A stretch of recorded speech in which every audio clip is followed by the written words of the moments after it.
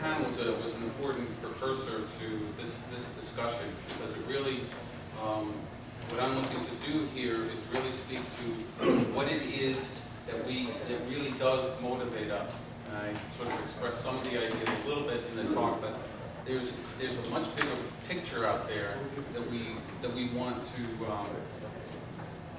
begin to embrace in a way that we really haven't before. You know, shortly after the Columbia accident, you might recall that the president made a statement, and he said that the cause of exploration and discovery is not a mission that we choose, right? He said it's not a mission that we choose, but it's a mission that's written in the human heart, right? And even Sean O'Keefe recognized, and actually in his stumping, is in many times in talking to the media about the president's Moon-Mars initiative, has said himself that the exploration of space is something that we recognize as something that we do as human beings. It's innately who we are.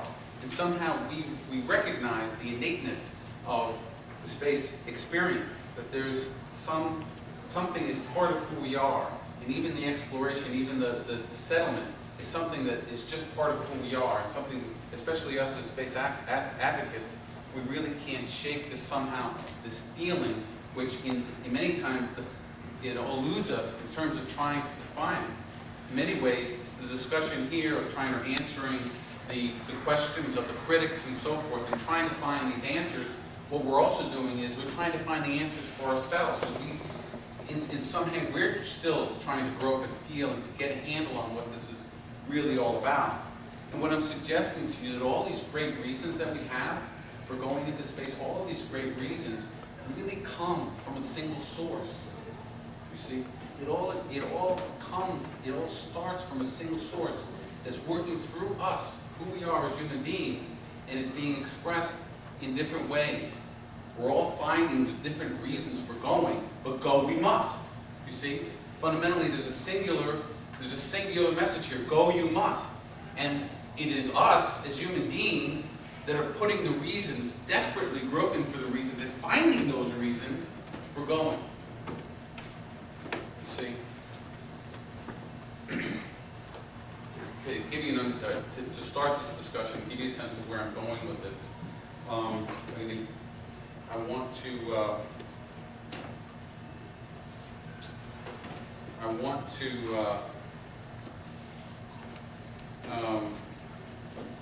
well, you know, the ideas that I'm going to be presenting here, but I don't so much want you to accept them as sort of intellectually interesting ideas, as much as I want you to do is to embrace them in a way that allows you to,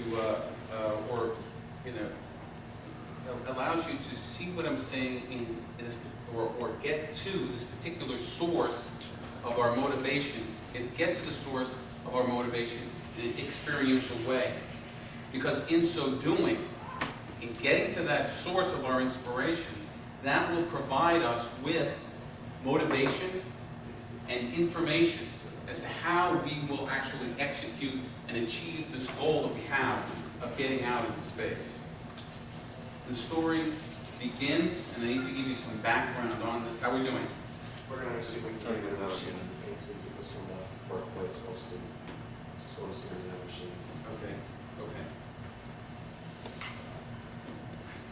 It all starts with nothing. This whole journey that I'm going to take you on today starts with nothing, or we could say the void. There's in Eastern spiritual traditions, there's this idea of the void. It is out of the void that all things come into being, into the physical world. I see a couple of nods of recognition here where I'm coming from. It is when something goes from this place of the void, all things come. First there's nothing, and then there's something. First there's nothing, then there's the Big Bang. In this place, it is infinite, undifferentiated, but it also contains purposefulness, and there's an intelligence in there, in this void, which we just can't fully comprehend the nature of it. We could describe it a little bit. As something goes from the void and comes into the physical world, physical universe, we recognize this as an act of creation. That is what an act of creation is. If we string acts of creations along the line, what that is, what we are doing is, in effect, is we are mapping out the evolutionary path of the universe. Literally, quite literally, from the Big Bang. It's creation, it's actual creations. We are in the midst of a roiling, experience of this in every moment, in every nanometer of the world. Actual creations are occurring. I could not be standing up here engaging with you. You could not be engaging with me if this wasn't occurring.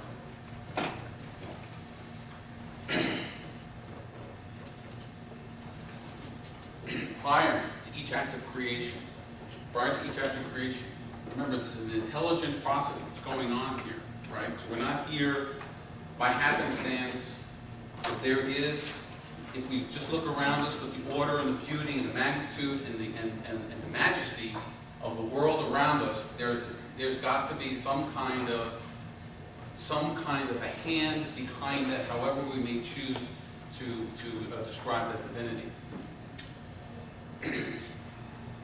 Prior to each act of creation, there is created in the physical world what's called there's a tension that's created. There's a tension that's created that, in this tension, do me a favor. You want to stick around because there's a lot to the story, and as this thing evolves and opens up, you'll see exactly where I'm coming from with all this.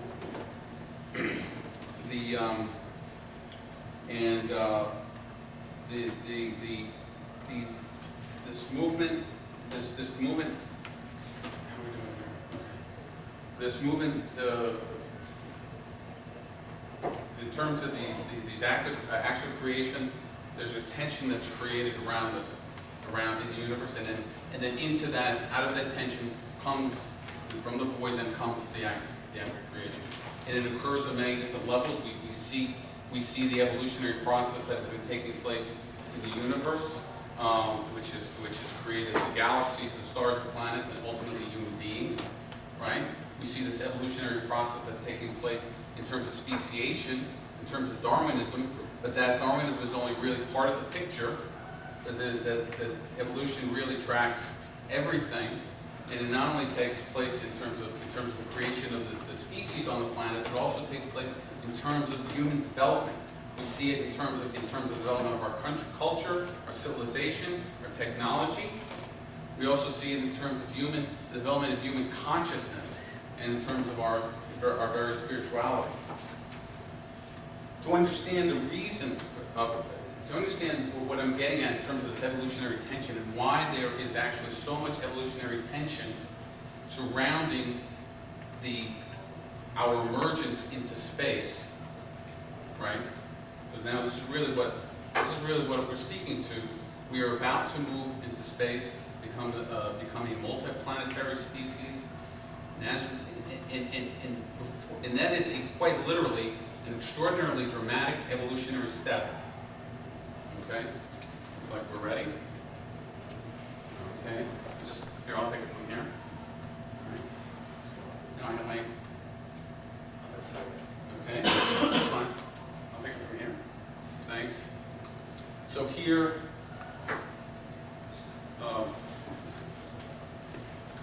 there's our void.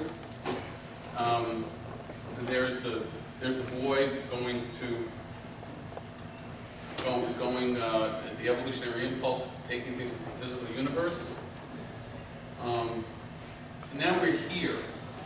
Now we're interested to understand the tension that's being created in terms of human evolution into space. It's helpful to look at, it's helpful to discuss actually something that I've called the Johnny Appleseed concept. And I've written about it in Spacefront, which is the magazine of the Space Frontier Foundation last year.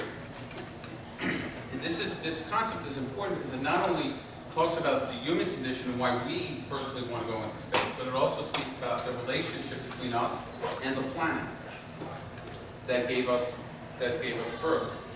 I've already mentioned that that evolution is impacting everything in the physical universe, including humanity, and as well as, of course, the Earth that gave us birth.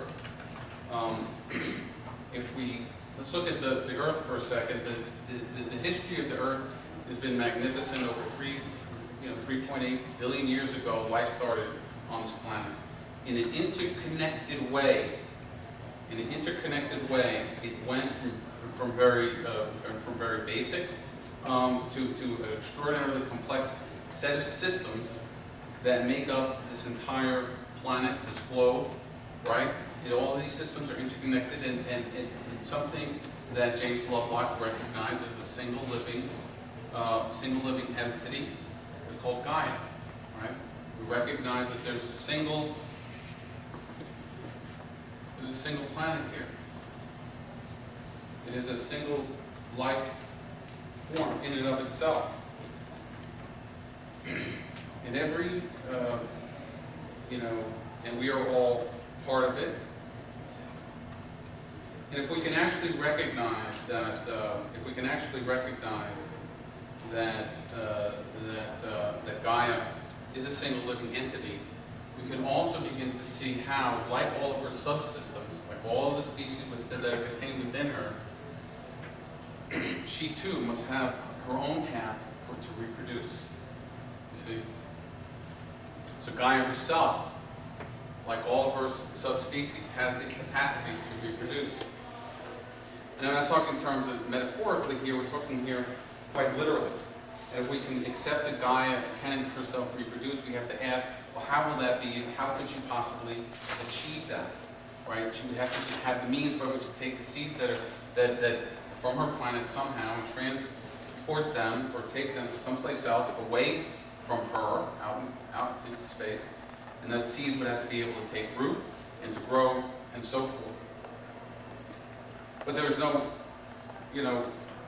any organic material, any organic life form could not possibly even get to the edge of the atmosphere, much less engage in interplanetary space travel. So the only means that she possibly could achieve this is she would need an agent who had the capacity to manipulate the environment and the resources that were within her, to create seed pods that could be taken and could be transported to distant planetary shores.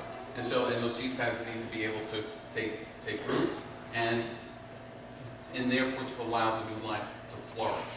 You see here, you see the way that we're starting to look at this, our relationship to Gaia, in this. It's not unusual to have symbiotic relationships for species within the world have symbiotic relationships that relate to reproduction. The bees and the flowers, the birds and the cherry trees, and the squirrels and the oak trees and so forth. This type of thing. So there's so in this way we are taking on sort of Johnny Appleseed responsibility. You see, so it is from this perspective, going into space. It's something that was cast for us from the very dawn of our existence. We were bound to do this. It's not something that we just made up in the last century that we're going to go and colonize. It wasn't something that Tchaikovsky thought up over 100 years ago. The idea of space colonization. It was something that was part of planetary DNA. And we are it, we are it. As a part of the responsibility for us to, or I guess in response to everything that we get from the planet, our life, our existence, and so forth, there's a little bit of payback, there's a little bit of responsibility that comes with that. And if we're willing to look at it in this way, it's kind of humbling, It's a little bit different from the way we typically look at our adventures into space, which can be, we think in terms of adventure, in terms of intrepid explorers going out there, Lewis and Clark type of thing. And now, from this perspective, it's humbling because we're servants now. This is something that we actually are being asked to do. And Now, for a full appreciation of the Johnny Appleseed concept, it's important for us to look at examine the human condition, and particularly traits that make up who and what we are. And in this part of the thing, I need to add a couple of dimensions to this model that I'm building. And it says that in evolutionary impulse is able to affect its work, be able to bring things into the universe as a function of two universal characteristics which we could say are similar to or related to the yin-yang pairing of opposites. On the one hand, there's a condition or trait which is there's perpetually a movement to expand outward. And then similarly, there's a trait that says that we are always moving towards increasing complexity, right? And that's the nature of the universe. We understand that after the Big Bang, matter went in every direction, ever expanding out, yet ever becoming more and more complex, which ultimately led to us, very complex forms of matter. So we are still matter, right? But we are actually conscious matter, and we're able to see the world. Now, with this in mind, and talking about human traits that not only, and it's interesting when you're looking at human traits, it's not only gives us out, shows us how we've been able to succeed in so well over our entire existence, but these particular traits also show our ability or demonstrate, how well suited we are to take this next step. So that these things help us to advance to where we are. These characteristics, or what I call archetypes, allow us to advance to where we have been, but yet they will also represent how you're able to take the next big step into space. The first, the pairings now, and we look at these as three pairings. One is the wanderer, and one is the settler. Well, the wanderer and the settler, the inventor and the builder, the dreamer and the survivor. Looking at the first one, we're the wanderer, right? We've wandered every corner of this planet. We've settled every inch of this planet that we can. That's just part of, we don't need to, the proof is in the reality, right? We understand that we are always looking for, wondering what's over the next hill, across the next sea, over that mountain range. Well, it's this very drive, this very interest that is also causing us to look into space. What is going on in the moon, what are going on in the planes, have a desire to go to the planes of Mars, and is driving us into space. The settler, there's always those among us that are always also, while we're wandering, there's also those always looking for a good place to stop and stay. Where can we make a camp? Where can we build a home? Where can we build a town? Or a village. And so the settler, though, is interesting because it is this trait, is this archetype that says we will build ourselves separate from the environment in which we live. We will keep the environment that we're in, and we keep it separate. And we will, even in a very rudimentary way, if you're looking at indigenous villages and so forth, there's a way for villages to combine together and build out the environment for protection, for comfort, and for these other types of things that we come to do. And we've actually become very, very good at that as we've evolved to our cities and our modern cities where the environment is completely separate from us. Now, this, at the same time, this is an important trait for us as spacefarers, but it's also caused strain in terms of our relationship to the environment, which of course we need to be addressing right now. The next pairing is the inventor and the builder. The inventor is one who's actually a wanderer within the abstract confines of the mind, always looking for new opportunities and new ways to manipulate the resources in the environment, to solve problems. It's the problem solver, it's the scientist, it's the one that's always looking to create something new. Now, of course, the inventor, this is where the march of technology has taken place. as we've been able, as one invention built upon another invention, built upon another invention, which of course was very important for the march of technology, such that we can have and get to the point of an Apollo rocket. So we can get to the point where we actually can build those seed pods that we need in order to affect this transference of our seed.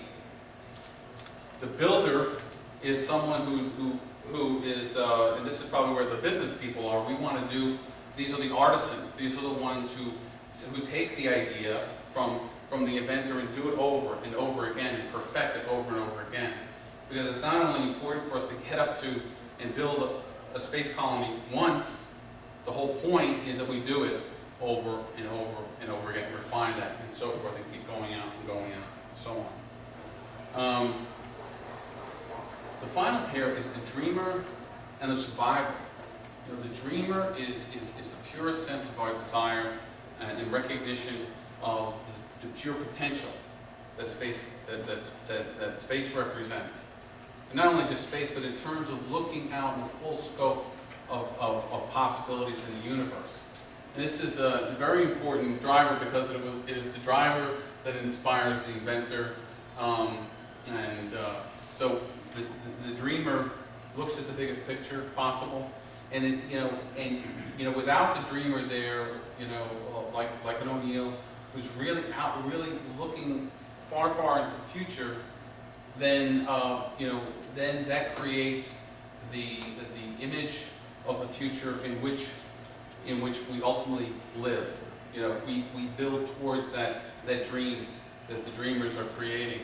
The survivor, though, is an important thing, because this is actually associated with the complexity trait. I haven't been really sort of comparing these in terms of the complexity and the expansion, but I think you could see, just going back and looking at the different archetypes, how they relate respectively to expansion or complexity. So survivor is the complexity trait, which has a tremendous faculty for analyzing the environment that's around them and assessing the risks that are there, and looking and is always looking to protect the community, protect the life, and so forth. So it's the survivor. It's the survivor that's now feeling a lot of tension around, because the more and more we cognitively are understanding or recognizing the fragility of our existence here, the limitations that are here, and the risks that seems like every day you hear of a new extinction level risk that's out there. The survivor is now saying, well, is saying that we've got to move on. So I hope with this you're getting a sense now that we are created, right, and we were endowed with certain traits, and lo and behold, those traits make us eminently suited to fulfill a purpose that was set for us at the very dawn of our existence.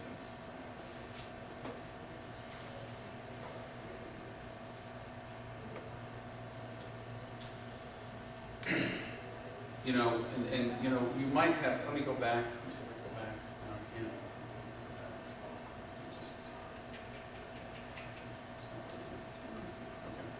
I can't. Actually, if you're looking, actually each one of us who's interested in space may be looking at these different archetypes and identifying with one of them. And that's really it, because there's all of those 6 archetypes I had up there. Let me see if I can go back for a second. Those of us who are interested in space, a lot more than people in this room, obviously, we are all associated, for the most part, with one of, or maybe a combination of these archetypes.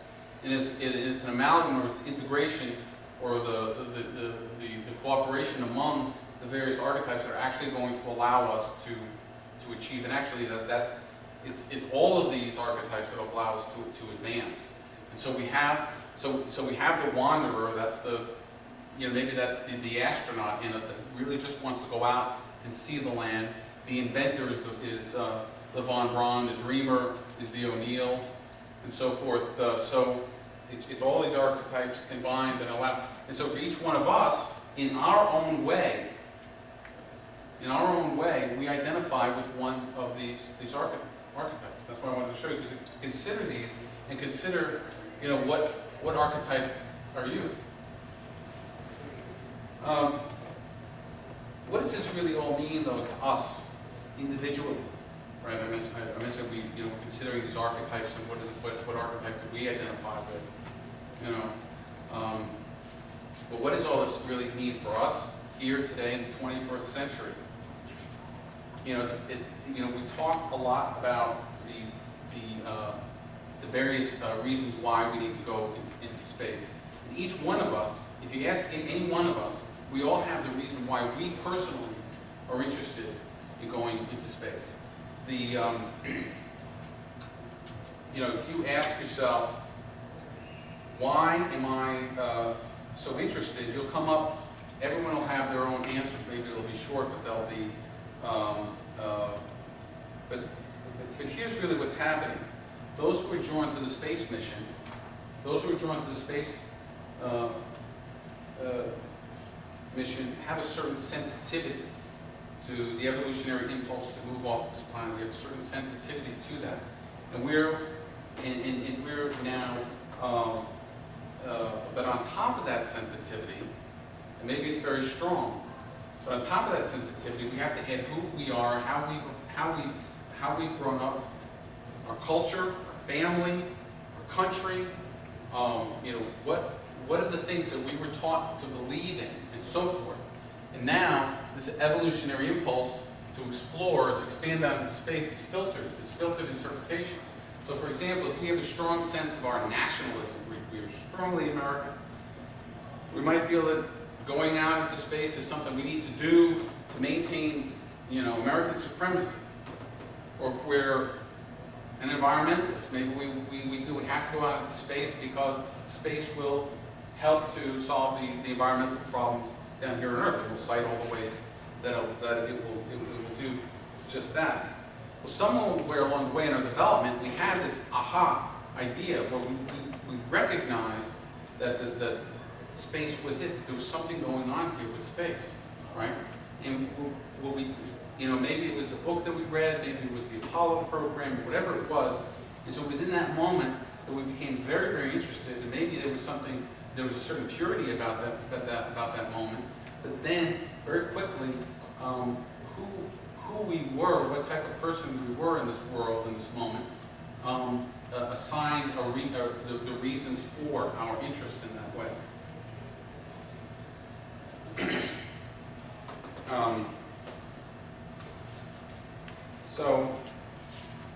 So what's happening is that it's filtered interpretation. And the whole point of really what much of this discussion is about is saying, well, we can look at this thing from a filtered way in terms of what we are, but the real strength and the motivation will come from our ability to recognize the pure evolutionary impulse that is behind all of the reasons that we personally give for this, that we give for our interest in going into space. The evolutionary impulse is also very much at work with the space pioneers. You know, the space pioneers, O'Neill and Tchaikovsky were probably the dreamer archetypes more than any others, and von Braun and Goddard probably represented the inventors. You know, they had to build and show that it could be done. That's the nature of the builder. So, what's interesting though, in all of our, in terms of in relationship to these individuals, political analysts will always say that the Apollo program was a direct result of the Cold War, right? You always conclude that it was a direct result of the Cold War. But in this much broader perspective that I'm putting here, in terms of the sweep of a particular demand that has been ongoing for some time, we can actually flip that around and say that it really were the pioneers that drove the Apollo program, and actually they were the ones who took advantage. They took advantage of a military infrastructure that was eager to find some advantage on the battlefield. So, you know, without these pioneers who were passionate about identifying ways to get into space, which was always what their interest was, is affecting manned space travel. Without them, there would not be a missile program, you know.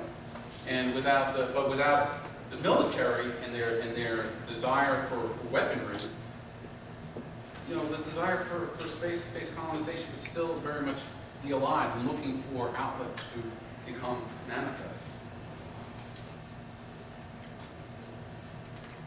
So we want to, the purpose, and I think the objective here for us is to look for ways in which we can possibly align ourselves with this idea of the evolutionary impulse directly. And that's what the nature of the article that I wrote in Ad Astra was about. In terms of asking us to go through a self-reflective inquiry, where we can begin to find out.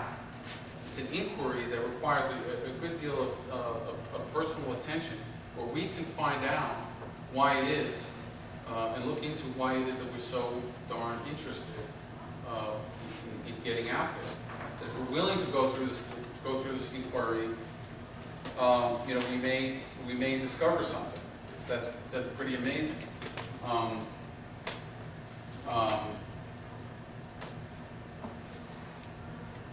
Something that's unfiltered, you know, and it's something, you know, and a way of going about this is by, you know, deliberately contemplating what it is that you know, going back to the very beginning.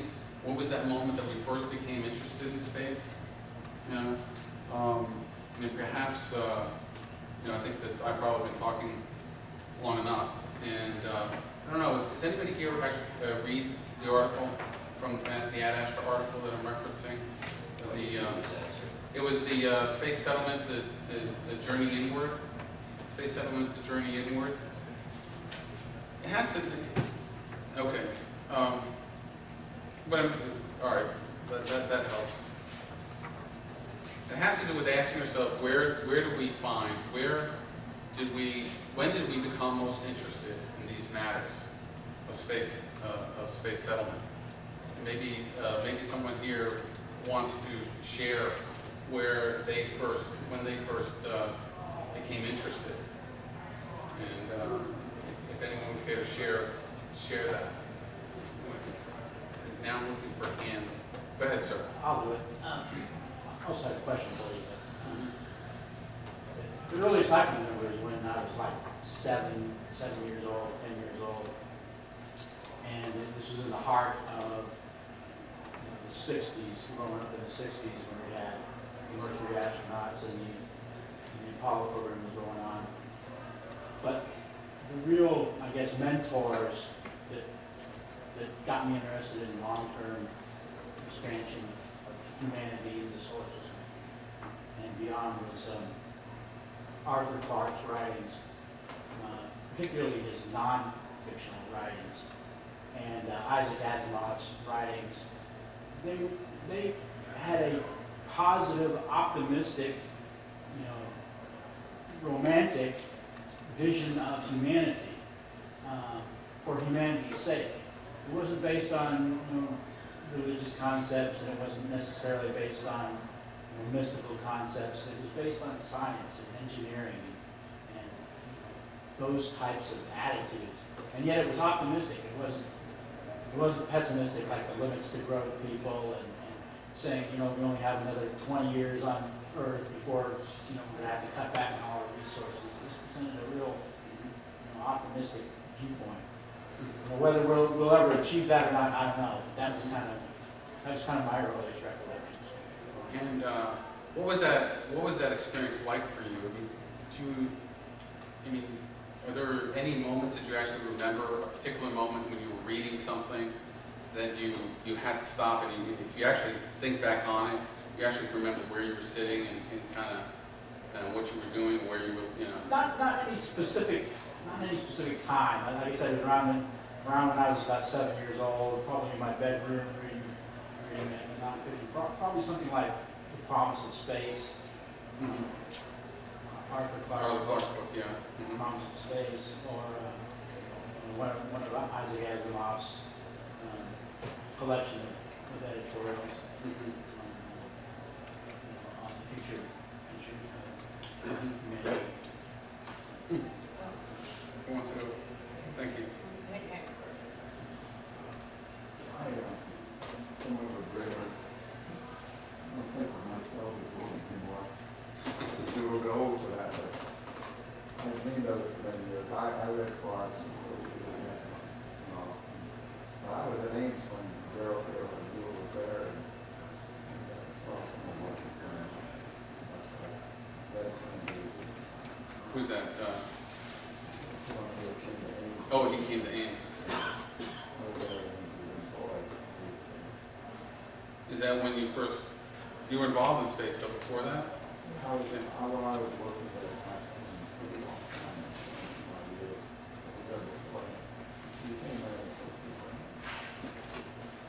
Early 70s, I think. Well, he sort of, yeah, 70s. I was there since 61. I don't hear a story. I know what you're saying. There's an imperative for man to keep going. You know, we open up the West and we settle all the West in 100 years. 100 years. That blows my mind. That's not my incredible life. We settle this whole time. Is there a moment when you personally felt that that there's something very much important to all of this? You know, I mean, what's it doing, Neil, when he came to Ames that something finally clicked in a way that maybe didn't before? Out of my youth. More out of your youth? I was into history. I was into I said the tree agreement, but that was legit. But I don't think it was a moment. I think it was part of my nature. Whenever I got a chance to look at his writings, I read some in the ways. That was a long time ago when I was in the picture with these spacecraft at the time. It's kind of both of them, you know. It's complicated. I got the wrong some good out of it. That's what it's about. I think it's about revisiting that moment. See, that's where it's revisiting those moments that we created, where it first came alive for us, over and over again. Really, what happens too often is people have that moment, and it defines our life. You know, and we go off in a particular direction. But what happens is sometimes just visiting that and getting that one moment of inspiration, isn't enough to guide an entire life. There has to be a purposeful, perpetual re-examination of this reason, trying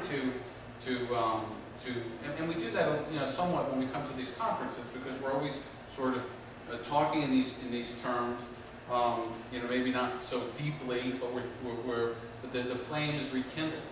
But I think that the closer that we can get to the sort of the pure moment of recognition, that's going to have a tremendous impact. Someone had their hand up? Pat? Yeah. The thing is, if you're asking, how one got involved, and how one first got involved in the got space vision. Right, where the vision was awoken in you in some way. And the thing is, I was running around 7 and starting to read books on my own and such. And one of the first books I ever read for myself was Star and Sun by Asimov and The Red Planet by Archetypes, and then some of the other beautiful books. And I was hooked from that moment on.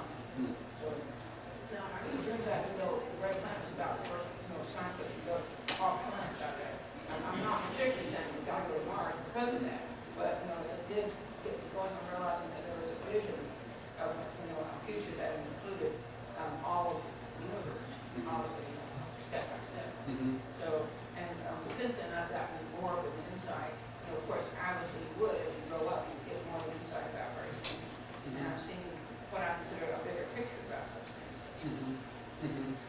remember that moment when you were reading these books, like the other gentleman, where you were reading these books, where you know, was something, you know, I mean, were you aware that that something came alive in you that had been there I don't think before? it was an aha moment, but by the course, by the time I finished the book, I was realizing that this was a splendid thing to be, involved in.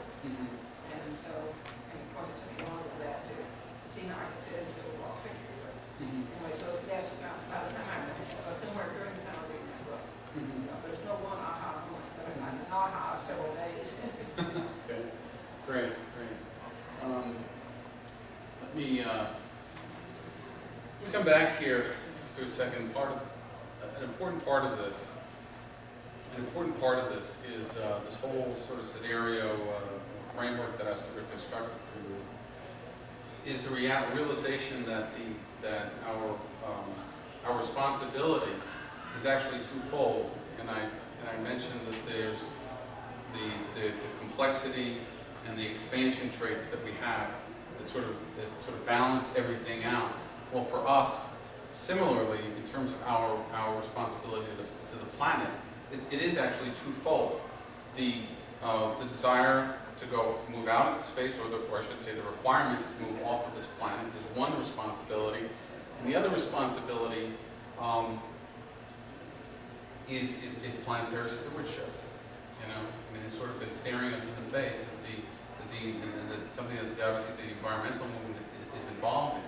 So as we reproduce, as the planet reproduces, it also needs to restore itself to ecological balance. Now that we have matured to a certain place, we have we now need to step up to our role and take that step into space, to seed it, and then at the same time we have a planetary stewardship. That's why there's such a kinship between us and the environmental movement. We always talk about them as their successes and our successes, and sometimes we see ourselves as competing, but ultimately, in the end, we want to get to a place where we recognize, and very few, where we recognize that actually there's a role that we share. Each of us needs to take our part in that particular role.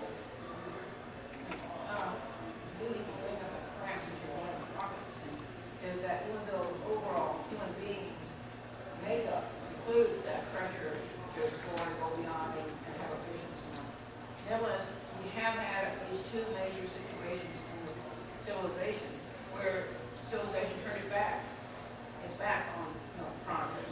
The Greeks, about 500 BC, and then the Chinese in 1421. Yeah. And so, perhaps the 1415 is when we actually had that happen. So the thing is, if you're not, There's no guarantee. There's no guarantee. Absolutely. There's no guarantee. There's no guarantee that we'll succeed. No guarantee that we'll succeed at this moment, right? And that's why, as a matter of fact, everything is stacked against us from succeeding. Everything's stacked against us from succeeding. I have a book here. I just read this, Rocket Dreams. Has anybody read this book? Rocket Dream. This is a woman's investigation of whatever happened to the space dream. And it's actually a very in-depth discussion about the O'Neillian desire for colonization. She has emphatically concluded that the O'Neill idea of space colonization is a dead issue. She uses terms like the nail has been driven into the coffin, so forget it. It's a very bitter, in many ways it's well written, but it's very bitter and a book. But it is required reading, I think, for anybody who's interested in the space arena as to understand where the mindset is of most people in the country. What's happened is that, are we running out of time? Yeah, but what's the main conclusion of the book? What's the main conclusion of that book? It's a bit of a romp, and she goes into a number of different areas that, she talks about ufology and certain other things, but she does spend a good deal of the book talking about whatever happened to this dream we had. And I think what, for us,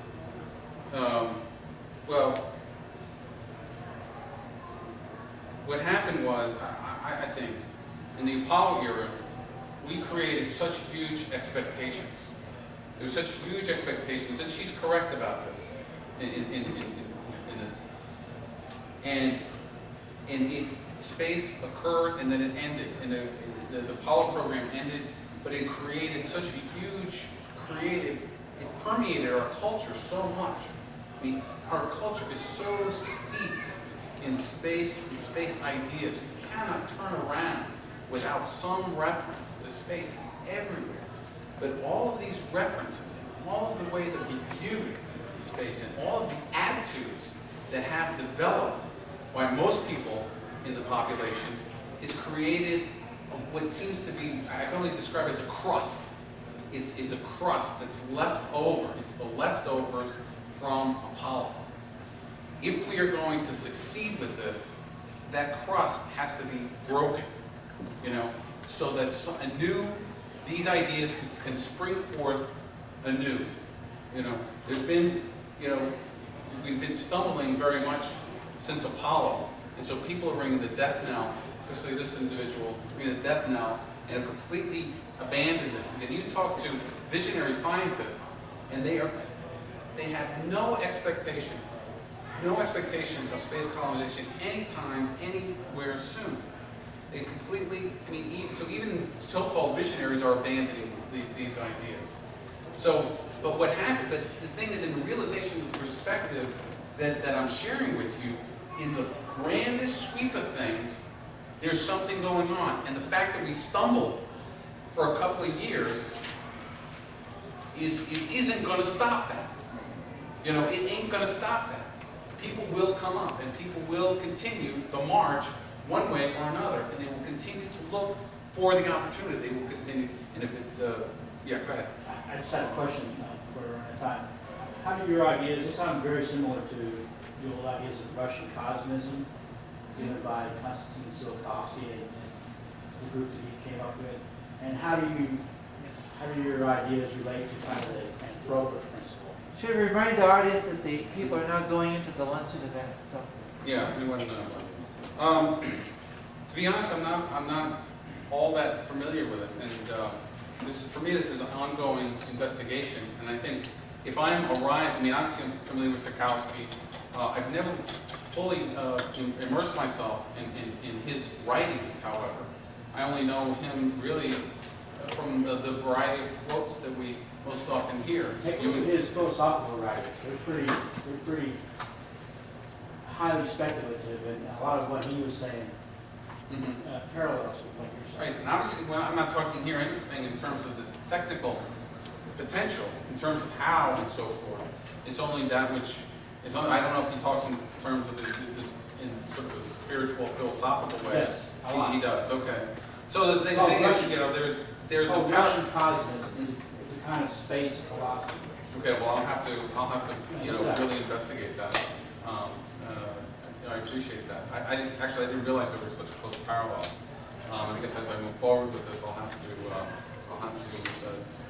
do just that. But for us, though, as individuals, and that's really what a lot of this has to do is, we have this choice, right? We can either move forward consciously. I should say we can move forward unconsciously and hope that somehow maybe NASA or maybe the invisible hand of free enterprise will get us there. Or we can look inside of ourselves and realize that we, as individuals, from where we are, have the ability to consciously be engaged in this very process. So that's thank you very much.